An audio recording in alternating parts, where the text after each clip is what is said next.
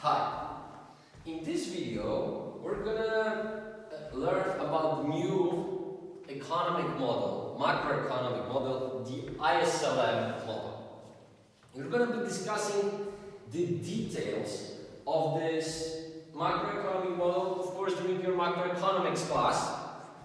However, over here, we're also going to explore this model and especially the mathematics associated with this model. But we're going to start by introducing how this model works, what does it connect, and we're going to start with what we already know. And what do we already know? That national income model for closed economy was given by this set of 5 simultaneous equations. Right? Now, what we are going to do now is that we are going to extend this model. And the first thing that we are going to introduce over here is we're going to endogenize investment.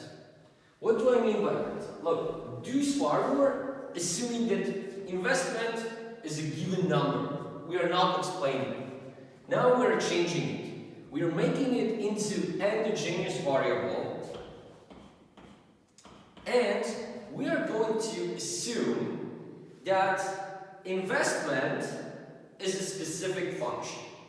Function of interest rate.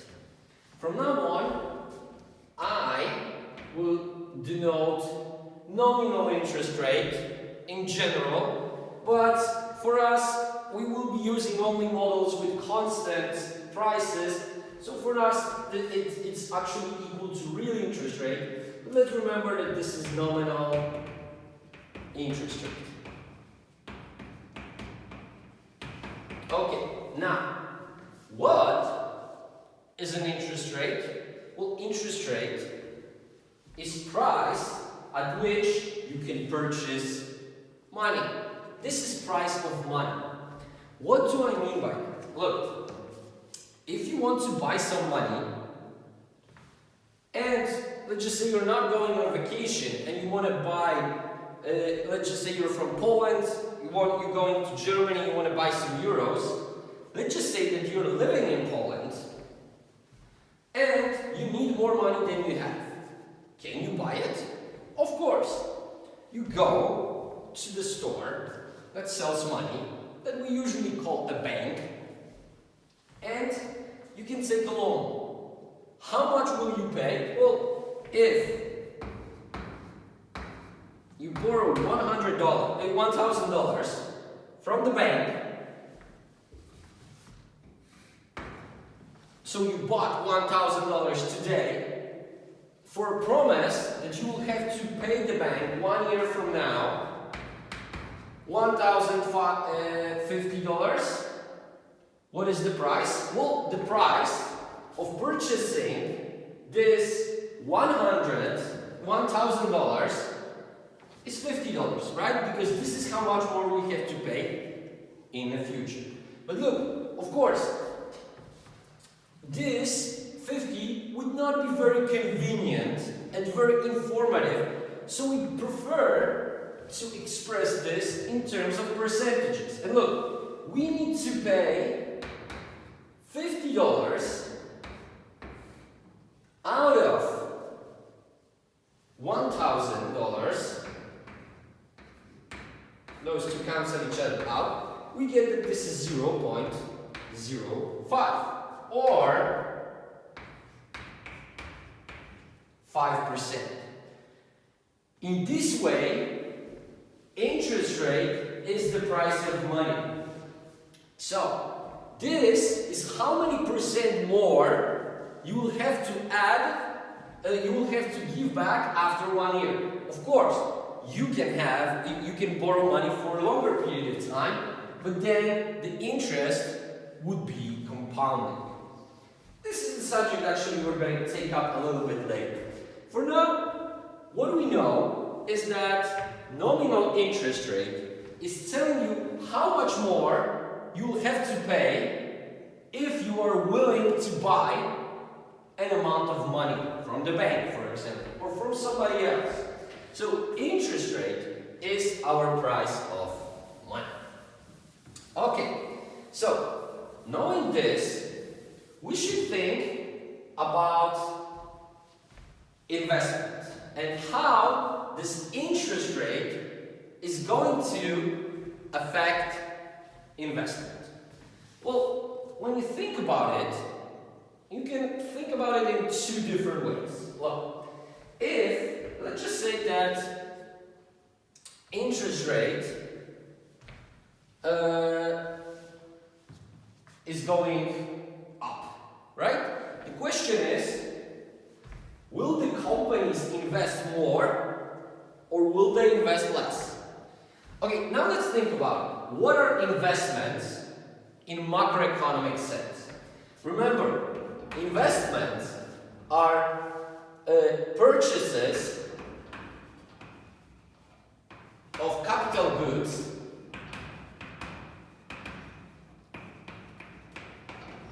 by companies. Okay, so look, this is very important because in macroeconomic sense, investments are purchases of capital goods by companies. So look, investment is what actually companies spend in order to improve their facilities, generally buy new factories, buy new capital. All of it is investment. So when would you be willing to invest? When interest rate is high or when interest rate is low? Well, then you might answer to this question, well, it depends whether I have money or not. Okay, so let's assume that you don't have money. Will interest rate affect your decision whether to purchase capital goods or not? Look, if you expect, for example, that rate of return on capital is 5%, it means that if you're going to take a loan from the bank to purchase the capital goods, you purchase those capital goods, and thanks to that, you will make 5% more on the amount that you borrow next year. However, interest rate in the bank is 2%. Should we then invest? Well, rationally speaking, yes. Why? Because you lend the money, you borrow the money from the bank at 2%, but thanks to the investment you've done, your level, the value of your production increases by so much that you get 5% more. So you're pocketing the difference between the two. However, if interest rate is 7%, situation reverses, right? Now you will lend the money, borrow the money from the bank at 7%, and this is not going to cover the return you're gonna have. This is gonna more than cover return you're gonna have on investment. So in this case, we clearly see that purchasing capital goods should not be implemented by this company, right? So we clearly see now that the higher is the interest rate, the higher is the cost of borrowing money, the lower is going to be the level of investment, right? Okay. But does this result hold if you have the money? Imagine that you have the money and you have two choices. You can invest in capital goods and rate of return, let's just say, is still 5%, or you can put the money into a bank. And look, if interest rate is still 7%, what would you do? Risk an investment where your return is going to be 5%, or just put the money into a bank and get 7%.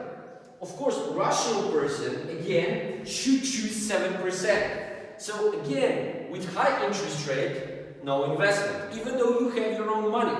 However, if interest rate falls, again we see that now putting money into a bank is not such a good idea because you can make more money on your investment. And look, this actually tells us that regardless whether you have the money to begin with or not, interest rate will always affect your investment decision. And the higher the interest rate, the lower the level of investment. Okay, so how should I write our function for investment? I'm going to write it as D minus E times I, where D and E are both positive parameters. Look, here we are simply assuming that investment is a linear function of interest rate. So look, if on this axis we have investment, on this axis we have interest rate, and what do we see? If interest rate would be 0, level of investment in the economy would equal to D, right? And then, as interest rate gets bigger, level of investment is dropping, right? So, as interest rate is getting higher, investment is going down. And then we clearly see that the derivative of investment with respect to interest rate is equal to negative E, which is clearly lower than 0. Okay, so in order to extend our model, we needed to endogenize investment.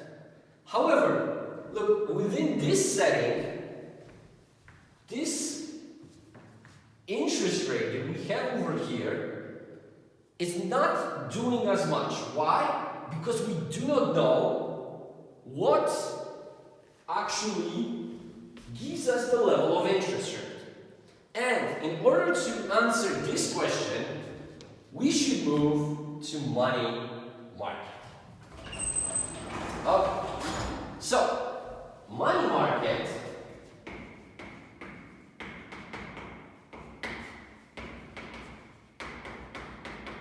is simply a market where you can buy and sell money.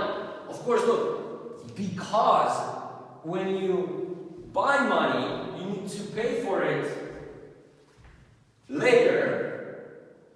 When you pay for this money, you actually pay interest. So what is important to us now is how this interest comes about. And of course, like any market, money market will have money demand and money supply. Okay, so what is the money demand over here? Okay, and money demand here will depend on two things. First, on income, and second, interest rate. And look, from this equation, assuming of course K, L are positive parameters, we can already see how this demand for money behaves. Look, if GDP goes up, will we need more money or less? Well, let's think about it. Look, if there is more goods produced in the economy, if customers want to purchase them, they will need more money. So, probably positive relationship. Makes sense. Second thing is, GDP is also a measure of income of everyone in the economy. If GDP is rising, it means that incomes of everyone are getting bigger. Well, the company owners who pay their workers, for example, need to have more money to pay the salaries. So again, money demand should be positively correlated with income. And this is what we get. The higher is the income, the higher is the money demand. Now, the second relationship concerns interest rate. So what is the relationship between money demand and interest rate? And actually, the intuition behind this relationship is very simple to what we said about investment. Now, think about it. Would you prefer, let's just say that you have $1,000.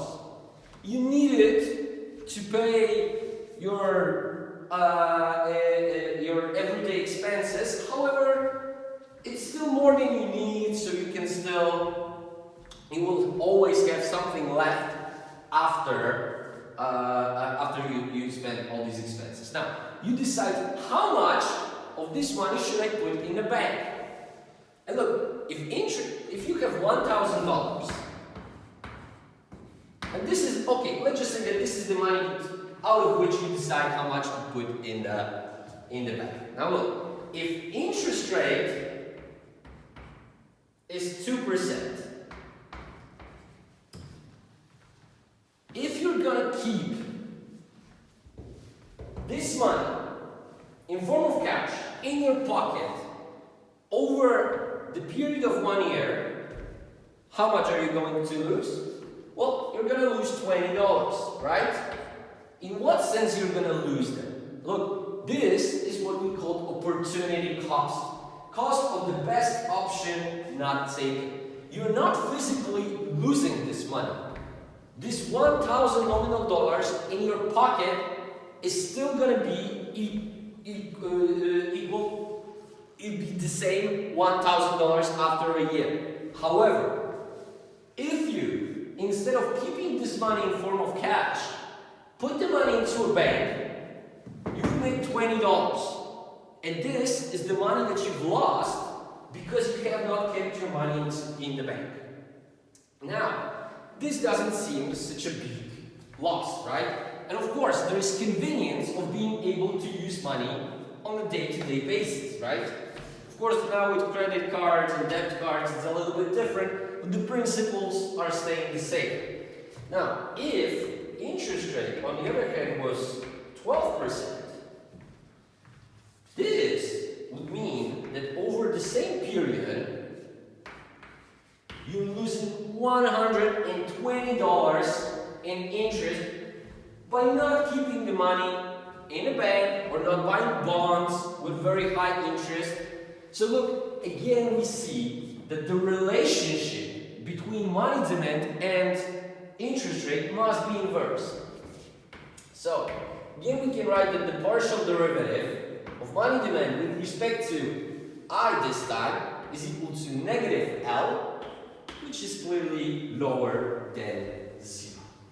Okay, and look, out of that, I can easily draw money demand function. Okay, look, where do I draw it? Here is interest rate, and here is the amount of money the amount of money. Now, what is demand? Well, we know that the higher the interest rate, the lower the money demand. And of course, look, it's like with every price, right? Interest rate is the price of money. And look, what do we see over here?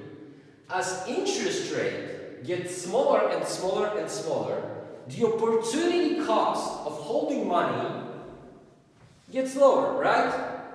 Out of your $1,000 with high interest rate, you can lose $200, $100. But the lower is the interest rate, the less you will lose by holding on to the money. Okay, so this is how it's gonna look. About income, impact of income over here, we'll talk in a second. But clearly we see that this relationship that we've got here, and is described by this derivative, is telling us that the lower is going to be the interest rate, the higher is going to be the money demand for cash balances. Okay, now, what about money supply? In our case, we're going to assume that money supply is simply set. There are models with endogenous money supply, but about this a little bit later. For now, let's concentrate on the simplest case. Central bank decides what is the amount of money in the economy based on its current policy goals. So, if this is a given number, regardless of what is the interest rate, money supply is going to be a straight horizontal line. Okay, and now, what is going to be the equilibrium price? Well, of course, this is going to be the price we're going to have when money demand is equal to money supply. So, when money demand is equal to money supply,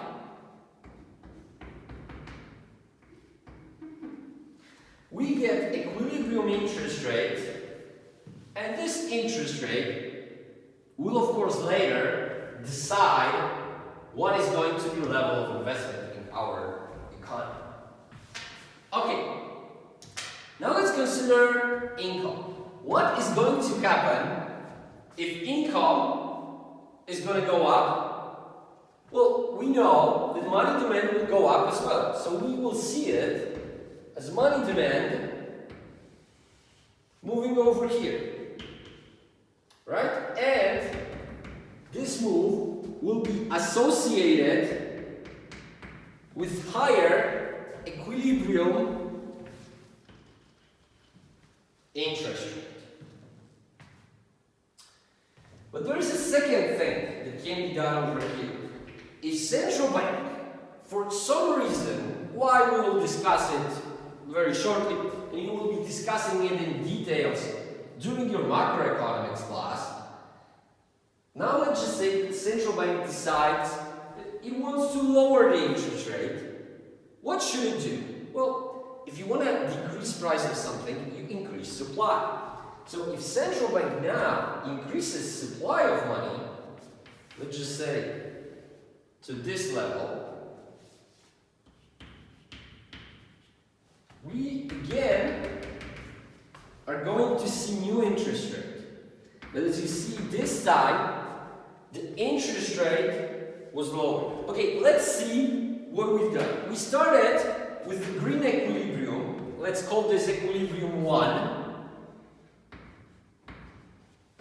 And then what happened? For some reason, income increased, right? And we moved to equilibrium 2. Then, again, central bank decided to increase money supply. We ended up in equilibrium here, and interest rate is now low. So we see two effects here. First, the higher the income, the higher the money demand, and the higher the interest rate. And the second, the higher the money supply, the lower the equilibrium interest rate. Okay, so I hope you can guess now that in order to build ISLM, we need to somehow make a connection between those two markets. So what we are going to do now is to combine them together. And let's consider a couple of things. First, these three equations are describing to us money market, right? So they are constitute complete model of isolated money market. So look, here in order to find equilibrium interest rate, we need to know what is the level of income, right? Where we get it? We get it from national income model. And look, national income model describes what happens in the market for goods and services. Look, what we have here are simply aggregated spending. Spending of households, companies, and government. Right? So now we can say that this, from this model, we will get GDP, equilibrium GDP. However, here, we do not have interest rate. Without interest rate, we will not know what is the level of investment. Without this, we can calculate equilibrium. And what do we do in a situation like this? We get interest rate from money market, GDP from market for goods and services, and we solve the model simultaneously for both markets to see what is going to be equilibrium interest rate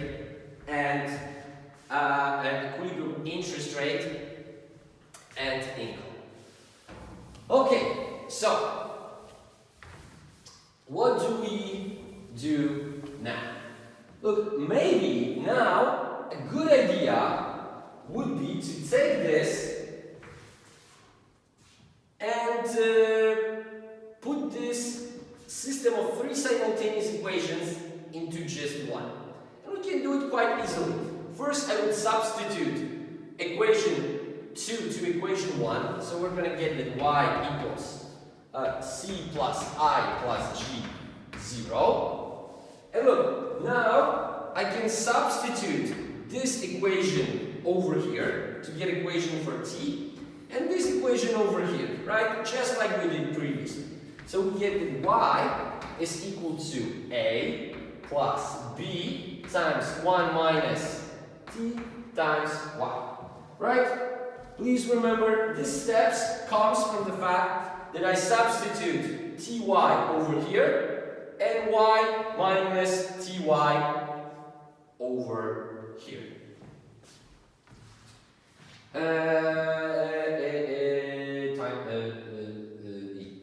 Okay, so then instead of investment, we write the formula for investment. So this is d minus ei, and we add government spending. Okay, and look, this equation that you see over here is already the IS equation. What do I mean by this? IS equation. Okay, IS, we're going to be discussing this in macroeconomics, so I'm just going to tell you that IS means investments equals savings. Investment all equals savings is an equivalent equilibrium condition to this one in, let's just say, simpler version of this model. So this is why this curve, this for now line, is called IS. However, what does IS represent is important. IS shows us all combinations of income and interest rate for which there is an equilibrium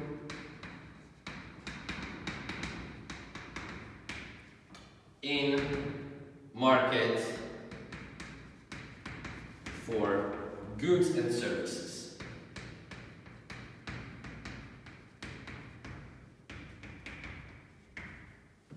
Okay, so knowing this,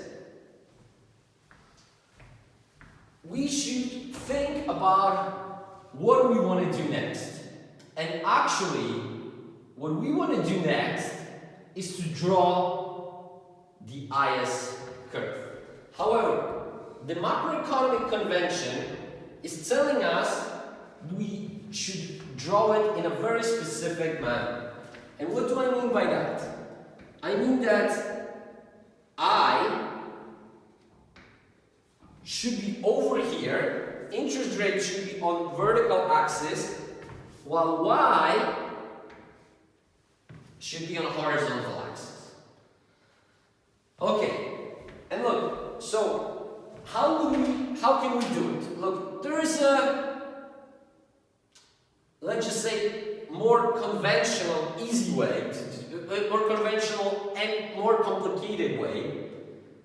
What should we do? Look, if here is where we have y and here is where we have x, what we want to do is to solve the equation in such a way that y is some function of x, right?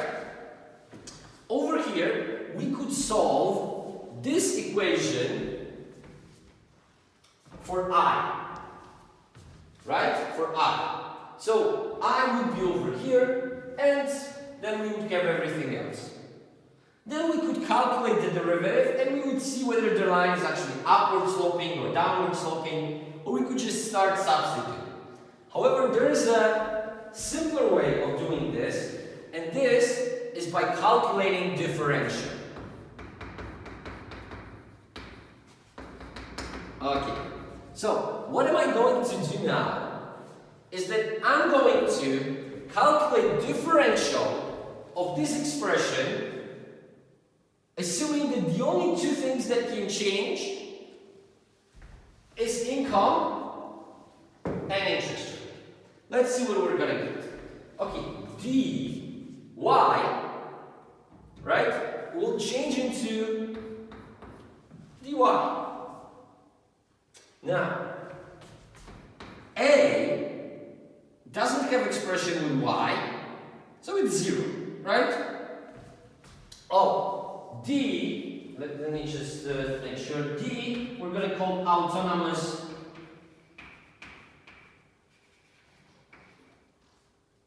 investment. Okay, now, here, remember, when we calculate differential, we calculate derivative and times dy. Here, derivative of this expression with respect to y is simply b times 1 minus t dy. Then, d doesn't have either y or I. Here we've got expression with I, right? So I differentiate it, and I'm getting that this is negative e times di, and of course this is 0. And okay, look, let me just move this to the left-hand side and this to the right-hand side. So we're getting, this is e di is equal to b times 1 minus t minus 1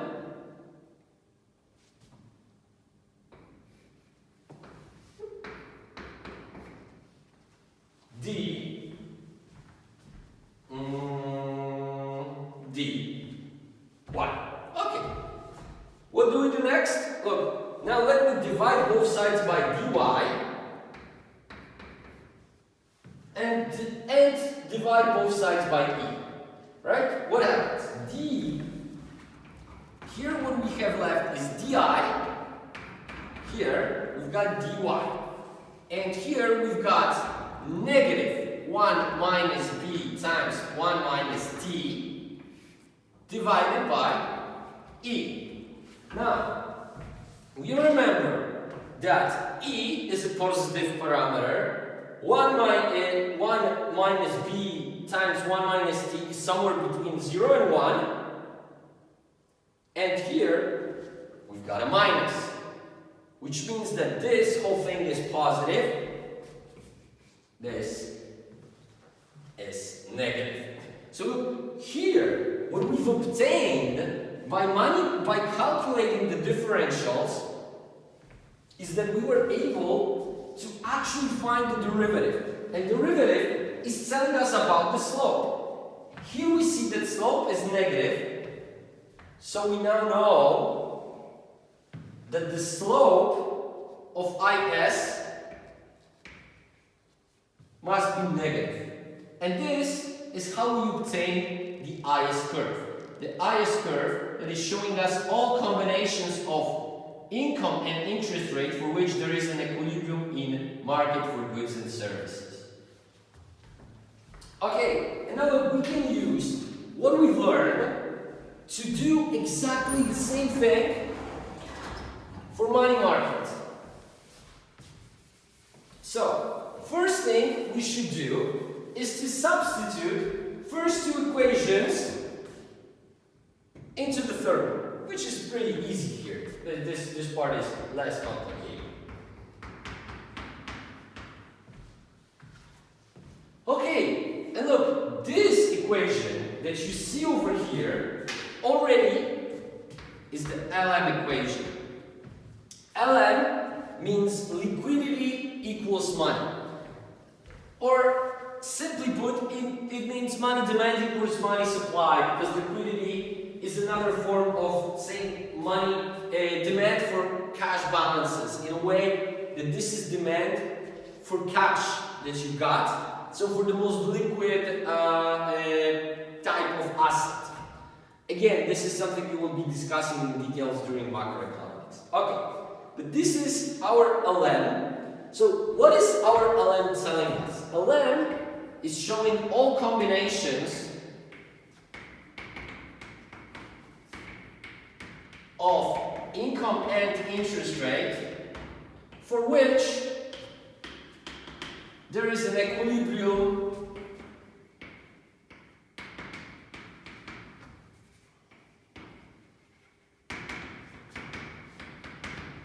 in money market.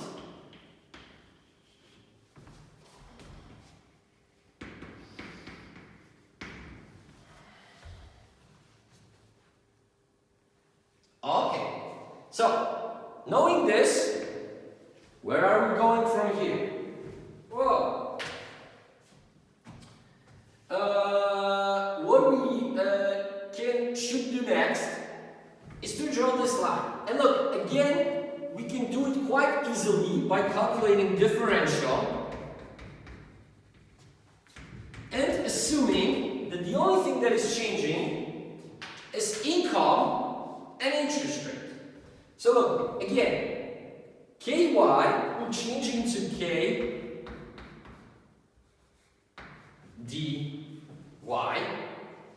and Li will change into negative L di. And of course here we don't have either I or Y, so we get 0. Now, solving this will give us that negative L di equals negative K dy, right? Multiplying both sides by negative 1, we get this. And finally, we get that di dy is equal to K over L. And look, again we know that K over L are both positive parameters. So this derivative that we found over here must also be positive. This derivative must be positive, and because of that, the slope of LM must be positive.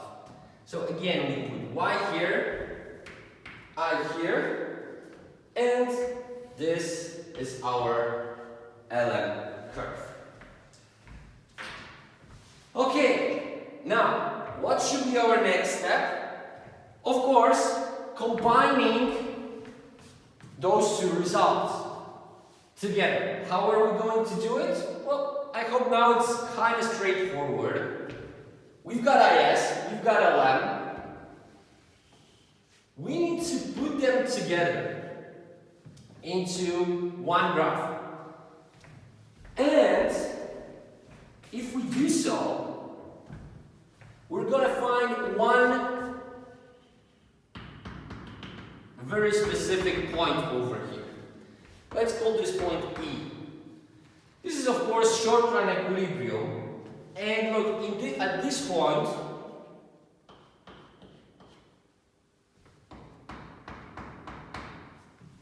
we get what?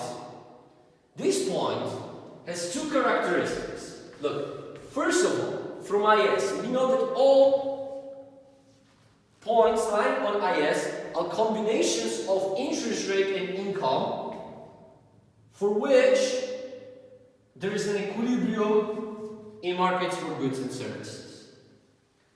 From LM relationship, we know that those are all the combinations of income and interest rate for which there is an equilibrium in money market. So, what can we write about E? In E, we have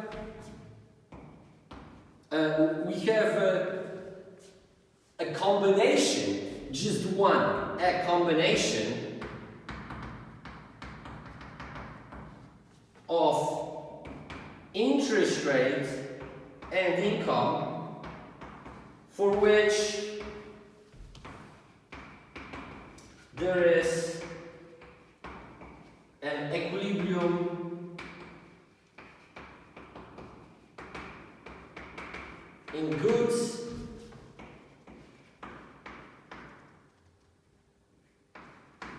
and money market.